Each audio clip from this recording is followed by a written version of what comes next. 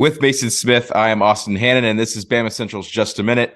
Mason, Alabama baseball in full swing. They're sitting at 24-10 on the season, 4-8 in the SEC. Another team that's 4-8 in the SEC, arch rival Auburn. They come to town this weekend. A huge battle going on at the Joe this weekend. Both teams kind of fighting for positioning in the SEC West. Mason, what are kind of your expectations this weekend with a big series coming to Sewell-Thomas Stadium? Honestly, Austin, I expect a huge crowd. I expect a huge vibe and energy and attendance. We talked before we started recording how they have a great RPI. They still have a good chance to have a good position in the regional. But honestly, I want to focus on just the rivalry aspect of it. You know, Alabama being 4-8 in the SEC, there are a couple of series they really could have won 2 out of 3, but maybe have dropped the second game or dropped the third game.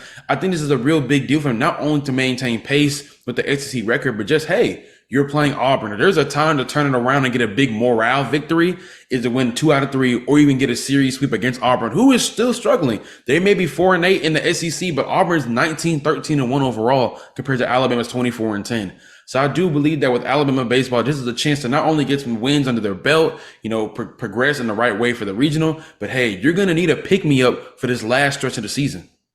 Yeah, it was not great vibes at Sewell-Thomas Stadium last weekend. 3-9 Mississippi State came into Tuscaloosa and took the series, but Alabama responded. I think Coach Bo talked about that after the Mississippi State series, that they needed to beat Southern Miss and they need to have a good showing this weekend against the Tigers. Step one was beating Southern Miss, which once again, I don't think people are realizing how big of a win that was. I think Southern Miss is 28 in RPI right now. So an NCAA tournament team, Alabama wins 13-0. You were there for that.